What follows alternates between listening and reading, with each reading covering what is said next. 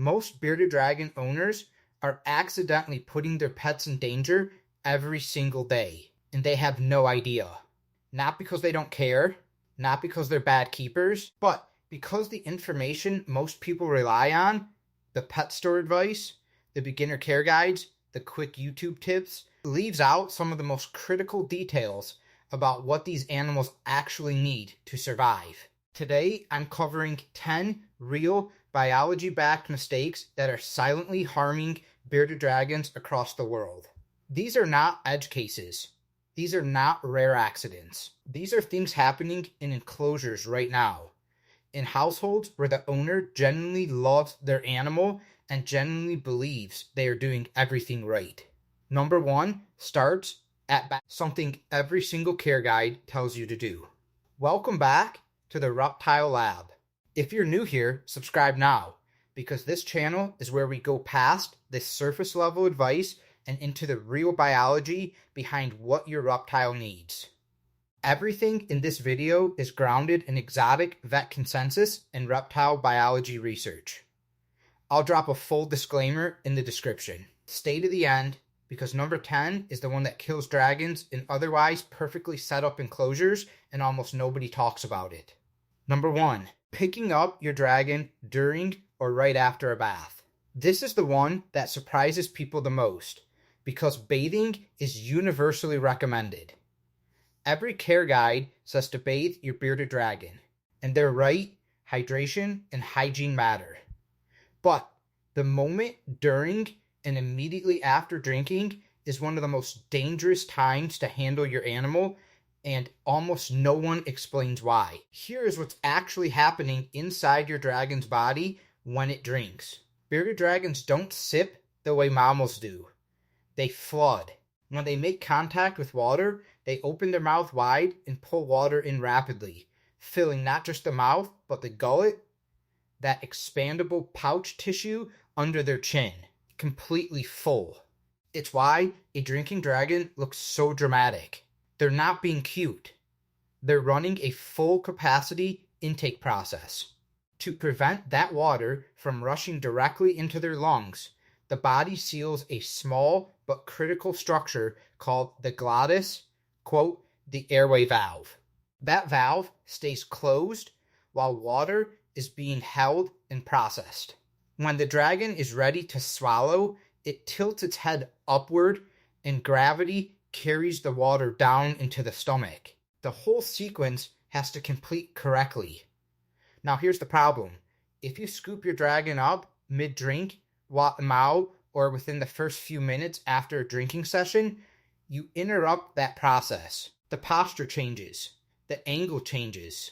The glottis may open at the wrong moment, and water enters the airway instead of the digestive tract. What follows is aspiration pneumonia, a slow, progressive respiratory infection caused by fluid in the lung tissue. It often isn't immediately obvious. The dragon may seem fine for a day or two. Then you notice slight wheezing, labored breathing, lethargy, or mucus near the mouth.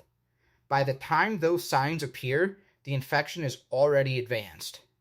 Aspiration pneumonia can kill within days if untreated. The fix is so simple, it almost feels anticlimactic. After your dragon drinks, wait a full 5 minutes before you pick it up. Just watch. Let it complete the process naturally. That's the entire solution. 5 minutes. Every time. Number 2, using loose sand or calcium sand substrate. It's still sold in pet stores with photographs of bearded dragons on the label. It's marketed as natural. It looks like the desert habitat dragons come from. And it is one of the most dangerous substrates you can put in your enclosure. Here's the biology. When your dragon hunts a feeder insect, especially something fast like a cricket, they strike quickly and they don't always land perfectly. Sand gets into the mouth with every near miss. It also gets ingested during normal tongue flicking behavior when the dragon samples the floor for scent particles. Over time, that sand accumulates in the digestive tract. The condition is called impaction. Sand compacts into a dense, immovable blockage inside the intestines. The dragon cannot pass it. Digestion slows, then stops. The abdomen becomes visibly firm. The dragon stops defecating, then stops eating, then becomes lethargic. The whole system shuts down from the inside. By the time most keepers notice the signs, the impaction is already severe. Emergency vet intervention, ball, sometimes surgery, valve is the only option. And it's often too late. Calcium sand is not safer than regular sand. The marketing that suggests it dissolves if ingested is misleading. The calcium carbonate composition does not dissolve fast enough or completely enough to prevent impaction, especially in animals that ingest it consistently over weeks and months. The fix is permanent and easy. Use non-adhesive floor tiles, reptile carpet, paper towels, ceramic tile, any solid non-particle surface that your dragon physically cannot ingest by accident. These surfaces are also easier to clean and require less maintenance. Your dragon does not need sand to be happy. It needs a safe surface to live on. Number 3, using compact coiled UVB bulbs. This is one that catches people because the bulbs look professional. They screw into a standard dome fixture. They're labeled for reptiles. They're cheaper than the alternatives. And they will quietly destroy your dragon's skeletal system over months. Here is what's happening. Bearded dragons cannot synthesize vitamin D3 without UVB radiation. D3 is what enables the absorption of calcium from food. Without proper calcium absorption, the body begins pulling calcium from the bones to maintain blood calcium levels. That process is called metabolic bone disease, and it is one of the most common preventable causes of death and permanent disability in captive bearded dragons. The problem with coiled compact UVB bulbs is threefold. First, they produce UVB unevenly. The radiation output is not consistent across the beam. Some areas of the enclosure get meaningful UVB and others get almost none, depending on where the dragon happens to position itself. Second, they decay rapidly. The UVB output of a coiled bulb drops significantly within the first few months of use. The visible light continues, which tricks keepers into thinking the bulb is still functional. The UV output is already gone. Third, some coiled UVB bulbs have been documented to emit UVC radiation at close range. UVC is the wavelength used in sterilization equipment. At close proximity, it can damage your dragon's eyes and skin. The result of long-term, inadequate UVB exposure is MBD that starts silently. Early signs look like laziness, a slightly reduced activity level, a tendency to rest more. Then, limb tremors appear. Then, jaw deformity. Then, spontaneous fractures as bones that are no longer mineralized properly collapse under the animal's own body weight. The fix is a T5HO linear UVB tube. For bearded dragons, you want 10.0 or 12% output. Mount it inside the enclosure if possible, or directly above a mesh top with no more than 6 inches of distance. Replace it every 6 months without exception, bearing, even if the visible light is still working. The UV output is gone long before the bulb burns out. This is the single most impactful lighting upgrade you can make. Number 4, letting your dragon eat wild-caught insects, especially. This one can happen so fast that you don't even realize it occurred. Outdoor roaming time. A supervised garden session. A firefly that moves across the ground instead of the air. One strike, one swallow. One firefly. That is all it takes. Fireflies, also called lightning bugs, produce bioluminescent chemicals called lucibuphigins. These are cardiotoxic steroidal compounds. In humans and most mammals, they cause minor irritation. In reptiles, they attack heart muscle tissue directly. There is no antidote. A single firefly can cause cardiac arrest in a bearded dragon within hours of ingestion. This is not a theoretical risk. It has been documented across multiple reptile species in multiple studies. It is one of the fastest acting dietary toxins in the reptile keeper world. This also applies more broadly to wild-caught insects in general. Beyond fireflies, wild insects can carry pesticides, herbicides, parasites, and bacteria that commercially raised feeders don't. The risk profile of any wild-caught insect is simply too high when safe alternatives are readily available. The fix is a permanent policy: only commercially raised, captive-bred feeder insects from reputable suppliers. If your dragon gets any outdoor time at all, supervise every second. One unsupervised moment near a firefly during dusk hours can end a life that otherwise had years ahead of it. Number 5. Keeping an adult bearded dragon in a 40-gallon enclosure. This is the recommendation you will get from most pet stores. It's the tank that gets sold alongside juvenile dragons at point of purchase. It's the size that fills most beginner setups, and it causes organ failure in adult animals. Here's the biology. Bearded dragons are ectotherms. They do not generate their own body heat. They regulate their internal temperature entirely by moving between zones of different temperature in their environment. This is called thermoregulation, and it is not optional. It is as essential to a bearded dragon's survival as breathing. For thermoregulation to work, the enclosure must be large enough to maintain a true thermal gradient, a distinct basking zone at one end and a significantly cooler zone at the other, with the dragon able to move freely between them. A 40-gallon tank cannot sustain that gradient in an adult animal.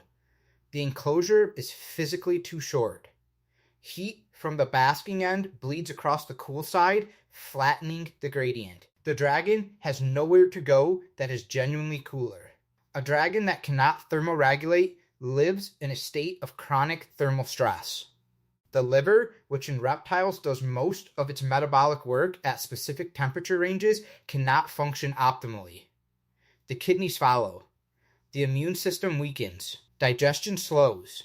Every biological system that depends on temperature regulation is compromised. And because the damage is systemic and slow, keepers often don't see it until it's already advanced.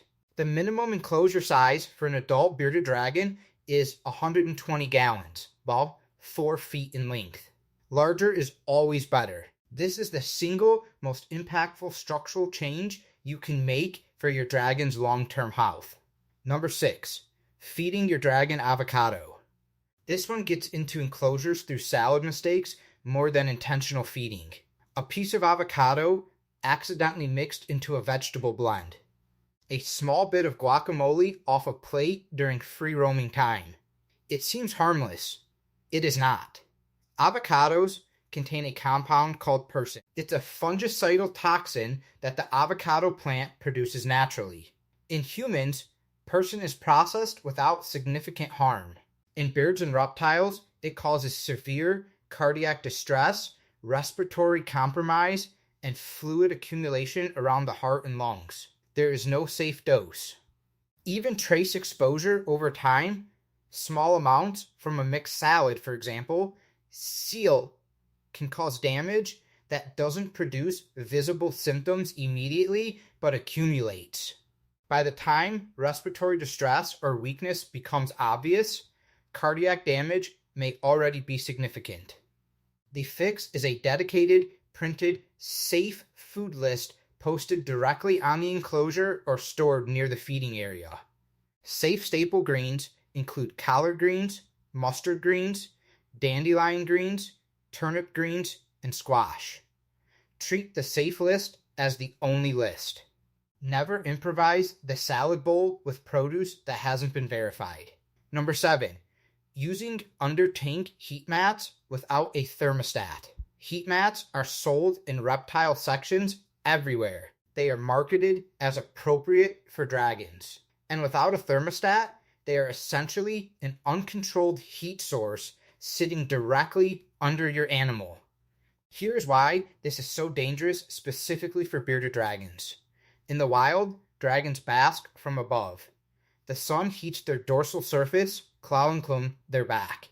That is the primary thermal pathway their nervous system is calibrated to detect and respond to. They are not wired to sense heat rising from below with the same sensitivity. An unregulated under-tank heater can bring the surface temperature of the glass or tile above it to 120 degrees Fahrenheit or higher. Your dragon will lie on that surface without registering the danger because the heat is coming from the wrong direction for its sensory system to catch it effectively. The result is ventral thermal burns, getting burns on the belly and underside of the animal.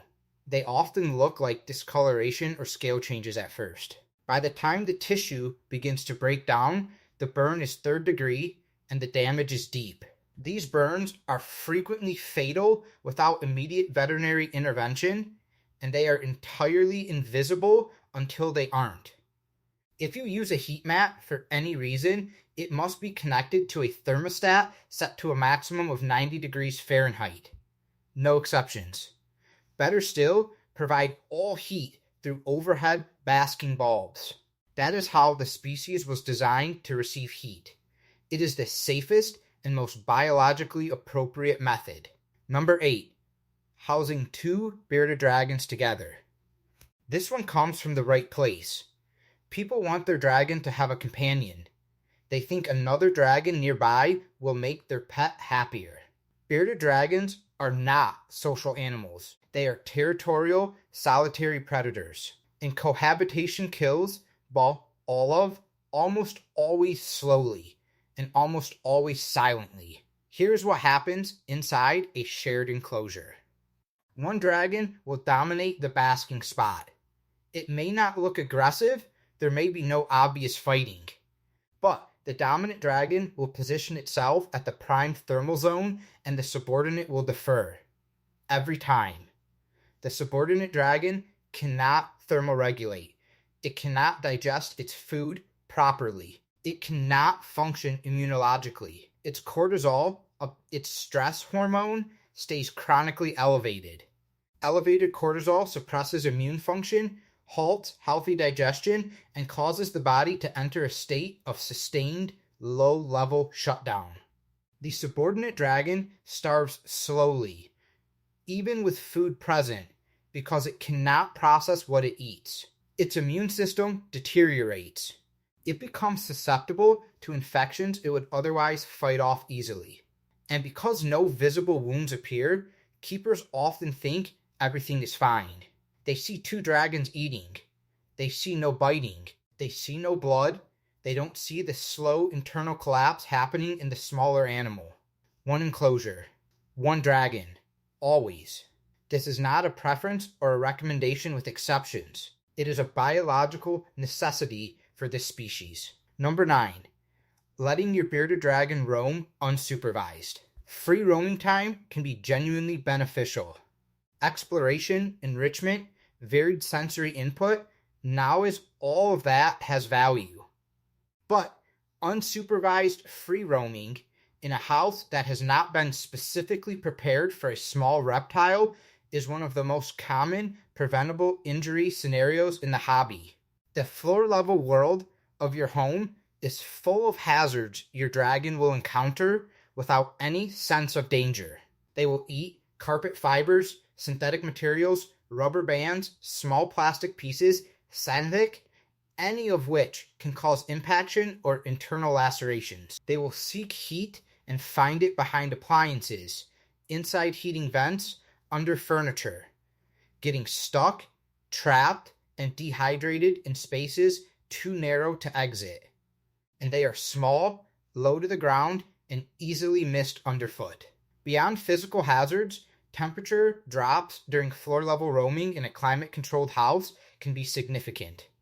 A dragon that has been roaming for an extended period in a cool house may become too cold to thermoregulate effectively on its own without returning to a heat source. Free roaming time is fine and encouraged end of, but in a fully supervised, dedicated space that you have physically inspected at floor level first. Get down and look before you let them out. Identify every gap, every cord, every small object. Remove them. And never step away, even briefly. Number 10. Leaving uneaten feeder crickets in the enclosure overnight. This is the last one on the list, and it may be the most quietly devastating because it happens in enclosures that are otherwise well set up. Good temperature, good UVB, good nutrition, and then crickets stay in overnight and undo all of it. Here's what happens when the lights go off. Crickets are opportunistic omnivores. They will eat almost anything available when the environment goes dark and the dragon is sleeping. And a sleeping bearded dragon is completely exposed. Crickets will chew on eyelids, the soft tissue around the eyes, the vent area, and any existing wound or scale imperfection they can find. The bites themselves cause lacerations. But the real danger is what follows bacterial infection in one of the most sensitive areas of the animal's body. Cricket bites near or on the eyes are among the most serious. The tissue is thin and vascular. Infection spreads rapidly. Permanent blindness is a documented outcome. Infections that reach the bloodstream progress to septicemia, while systemic blood poisoning, VO, which is fatal without the immediate aggressive treatment. This is one of the most common preventable deaths in pet bearded dragons. The fix is absolute and non-negotiable. Every uneaten cricket comes out of the enclosure within 15 minutes of feeding. If your dragon is not interested in eating, the crickets leave immediately. No overnight crickets under any circumstances. Set a timer if you need to. 15 minutes. Remove them. Every single time. Those are the 10 most dangerous and most preventable mistakes bearded dragon owners make. And here's the thing that matters most about this list. None of these are the result of not caring. Every keeper who has made one of these mistakes made it because they were working from incomplete information. Because the care guide didn't explain the biology. Because the pet store gave them the product without the warning. Because the mistake looks harmless right up until it isn't. That's what the Reptile Lab is here for. You deserve the full picture. Not just what to do, but why. Because when you understand the biology, you don't need someone to remind you of the rule. You understand the rule from the inside, and you never make the mistake at all. If even one of these surprised you, share this video with someone who owns a... It could genuinely save their pet's life. Drop in the comments which number shocked you most, and before you go, I'll link a full safe food list, UVB bulb recommendations, and enclosure size guide in the description below. Everything your dragon needs to live a long, healthy life. Subscribe if you're not already, because we go deeper here than anywhere else in the reptile space. I'll see you in the next one. The lab is always open.